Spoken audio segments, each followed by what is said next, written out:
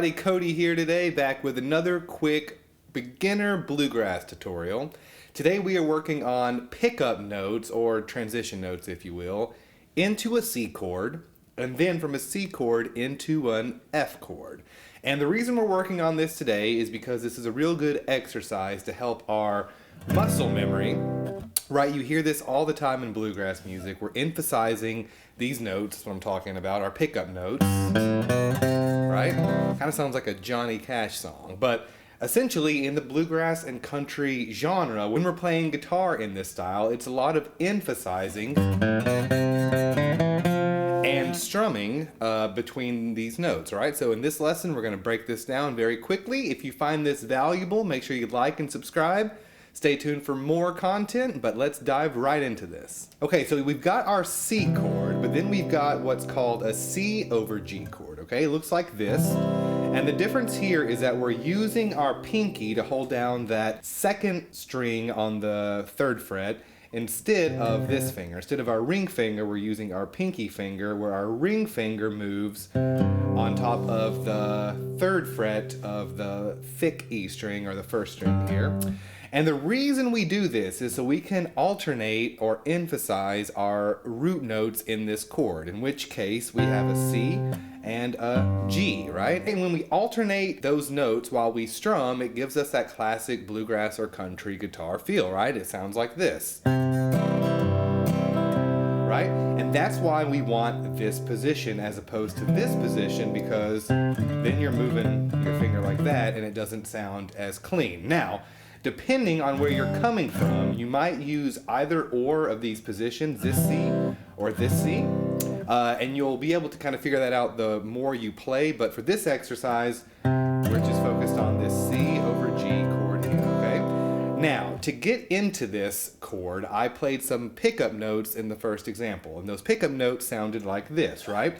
We've got the 3rd fret on the low E string, all right, then open on our A string, 2nd fret on the A string, and then our 3rd fret on the A string with our pinky finger, right? That is kind of the pickup notes, or the transition notes into this chord, right? So we go, that's it, a little bit faster, right? And when we hit that C note, that is our kind of counting on the 1. So we go 1 and 2. Okay, so 2 is on our G note there, okay? Our 3rd fret on that low E string. So one more time. 1 and 2 and 3. We can do that right now, right? Try that again. 1 and 2 and 3. Okay? All right, so we're halfway there already. Now, we're trying to get from this C chord into this F chord.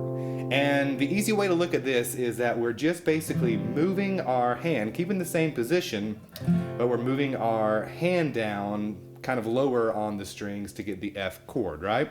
And we're doing the same lick, but we're starting right here on that C into our F. Do the same exact fingering.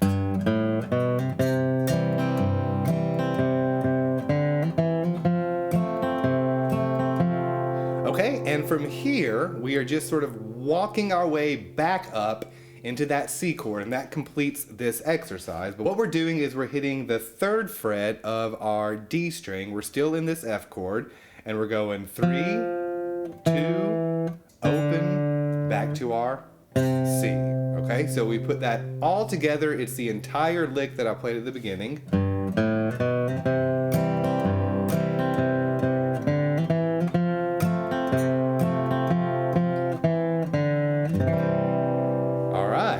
Okay, now let's focus very quickly on this strumming pattern, okay? I'll slow it down, because this takes some time to get used to all of this, and by all means, this is going to require some practicing.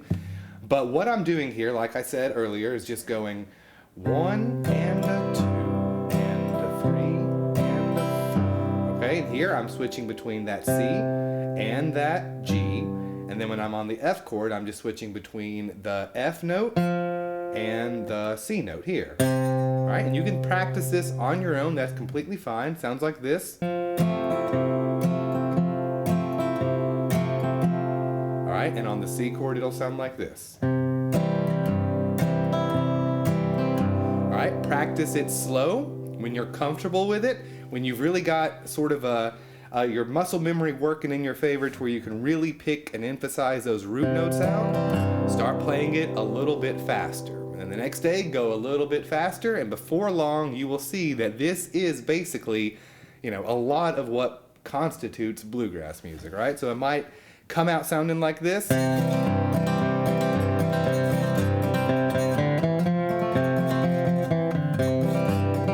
Right? You're a regular Johnny Cash by this point. Folks, if you like what you see here, make sure you tell me in the comment section. Share and like this channel. Until next time, adios.